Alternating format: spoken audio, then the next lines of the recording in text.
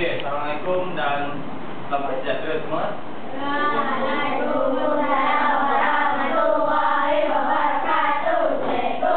Okey, hari ini kita akan sambung tajuk kita iaitu mengenai litar berdiri dan juga litar selari yang seperti kita sudah tunjukkan di depan ini.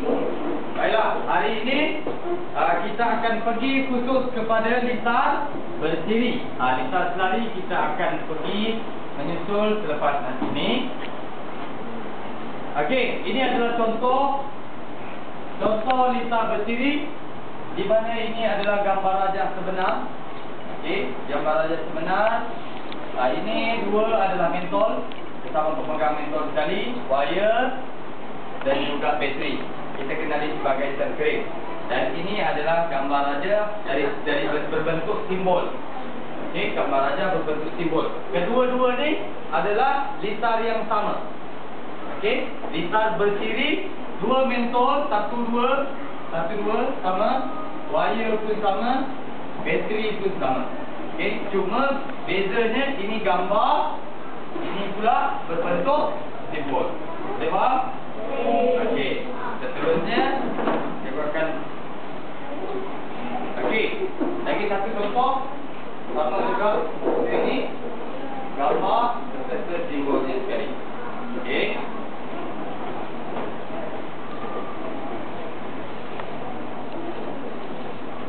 Okey, kita nak masuk tajuk mengenai faktor-faktor yang mempengaruhi kecerahan mentol dalam litar berdiri. Okey, apakah faktor yang mempengaruhi kecerahan? Okey, di mana apabila kita buat litar berdiri ini, kita nak lihat mentol itu kecerahan dia macam mana? Adakah dia lebih terang ataupun lebih malam? Okey, sekarang kita nak tahu sebenarnya apa sebab faktor-faktor ni, maksudnya apa sebab mentol itu lebih terang ataupun lebih malam. Okey, kita ada pelbagai jenis faktor. Okey, kita akan lihat, kita perhatikan. Ibu letak lukis faktor litar berdiri. Ini adalah sel kering mentol. Okey, satu mentol, dua mentol. Okey, kita ada dua mentol di sini. Lihat, satu bateri dengan dua mentol. Okey, cikgu nak tanya satu soalan yang mudah saja. Okey, sekiranya bateri itu hanya menampung satu mentol, apakah perbezaan kecerahan mentol kalau kita letak dua mentol dengan satu mentol? Mana lebih terang? Satu mentol ke dua mentol? Okey, masa di sini kamu dah faham.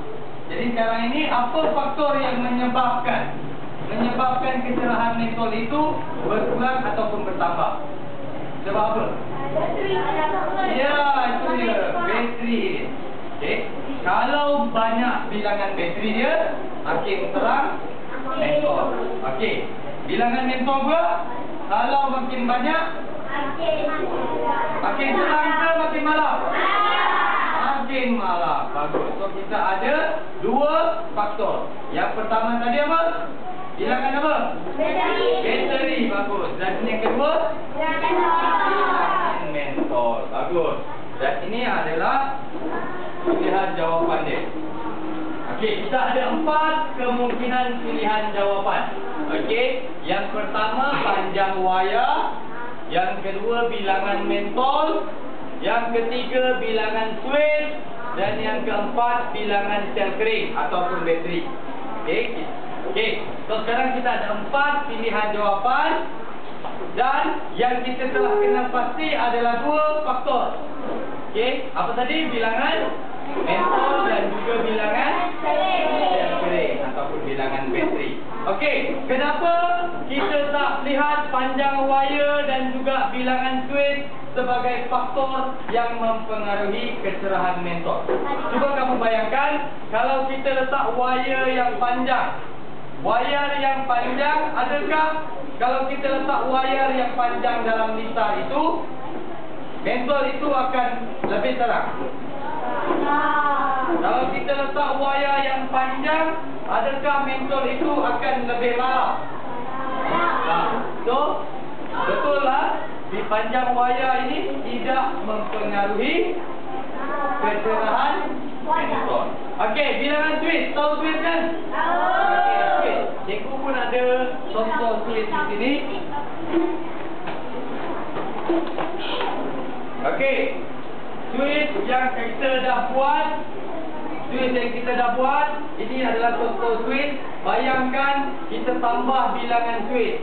Contohnya kita pakai 5 twist. Kita pakai 5 twist. Adakah tidak perubahan dari segi kecerahan? Tak ada. Sebab twist tidak mempengaruhi kecerahan mentol. Fungsi twist hanya untuk menghidupkan dan mematikan hitam. Itu sahaja. Okey. So, cikgu cuma nak kamu tahu bahawa ada 2 sahaja faktor yang menyebabkan kecerahan mentol berubah. Yang pertama tadi apa dia? Bilangan mentol. Yang kedua? Bilangan sel kering. Ini hanya sebagai aneka jawapan saja untuk menentukan, dan kamu telah pun berjaya untuk mengenal pasti faktor yang mempengaruhi apa dia? Kecerahan mentol. Okey, jadi selepas ini kita akan buat aktiviti eksperimen pula. Okey? Boleh?